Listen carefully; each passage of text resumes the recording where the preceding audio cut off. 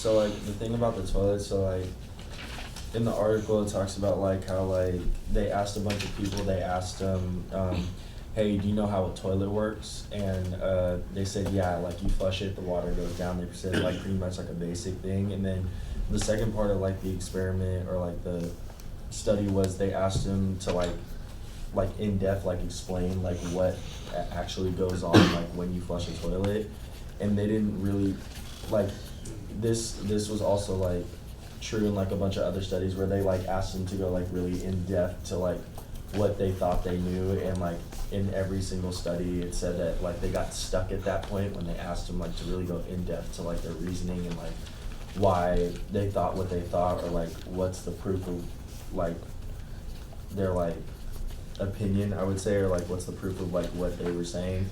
And a lot of people like got stuck at that point, and like one of the main like points and like one of the main problems that they were trying to address that I said was that like so like one of the main problems like that the first bit of info that like we receive or that we think about, like we automatically like latch onto it, and like once it's proven like once like we're asked to like prove like our info, like even though we don't have a basis for our info, we still like try to like say the same thing over and over again.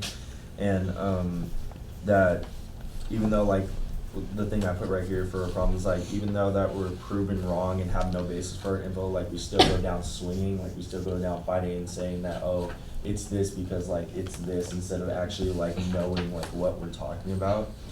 And I also read this like the smaller article, and I put like along with that problem of like not like knowing like when to say like it's like false, or like knowing that like that our like info is proven wrong, like detaching from like our first like impression.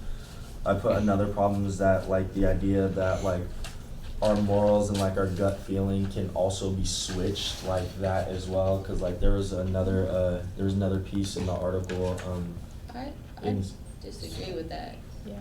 Because it was talking about how that like Wait, which part do you disagree with? 'Cause the there's a whole fact lot. that sorry Sorry. yeah, Yeah, the second about part. how our gut feelings and like instincts can be switched, because there was a specific part where they were talking about the quote says once formed impressions are remarkably preservant, and that was on the fireman thing, wasn't it? Was it? Yeah. Yeah. Oh no! It was on the suicide. Oh, suicide. Yeah, and basically the study with the suicide notes was, so it was a group of people and they were given pairs of suicide notes, and they had to decipher which ones were genuine and which ones weren't. And some of the students were told that they were so great at this and that like, oh my gosh, like you're incredible, blah, blah, blah, blah. And others were like, yeah, you're mediocre. And then in the second, like, and then they were told that the whole setup was not really true, that half the notes were real, but that the scores about them being like really good at it or really bad at it or average were completely fictitious. And that they found the students who'd been told they were almost always right were on average more discerning than those who had been told they were mostly wrong. And then in the second phase of the study, the students were told that the actual point of the experiment was to gauge their responses after thinking that they were right or wrong. And it just like, they asked them like questions about how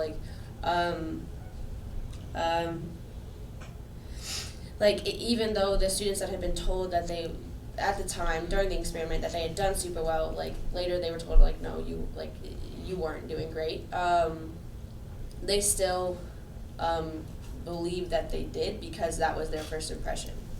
Now the only reason that I said that for like the switch, the other problem is because like one of the studies, it talked about the it doesn't have like pages, but it talks about Mercier and Sperber, and it talks about how they asked a bunch of college kids like a series of simple questions and problems, and they like gave their responses, and they like gave them a chance to modify their responses, and it said that the majority went with their original choice, and like fewer than 15% changed their minds. But then it said on like the third part of the study, it said that they were shown like their own answers. They were tricked and they thought that they were shown like different people's answers, but they were actually shown their own.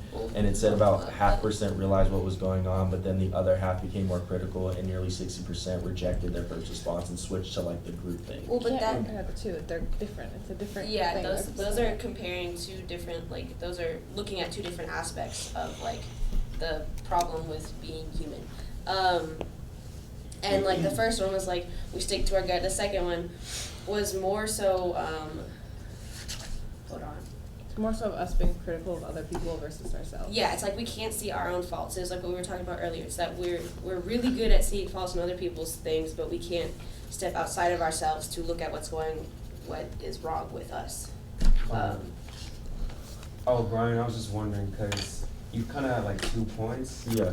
and like it kind of like just moved really fast, so I was Yeah. wondering if you could like read. Oh, so What were you saying at first? So like my first thing was like about the toilet thing, like they were talking about that that like the first bit of info that is given to us, like our first impression of something, once we latch onto it, it's really hard to like, even though like once we latch onto it, and even if it's like proven false, like even like for the basis of why we think it's right, if it's like totally proven false, we still like, it's really hard for us to like detach from that.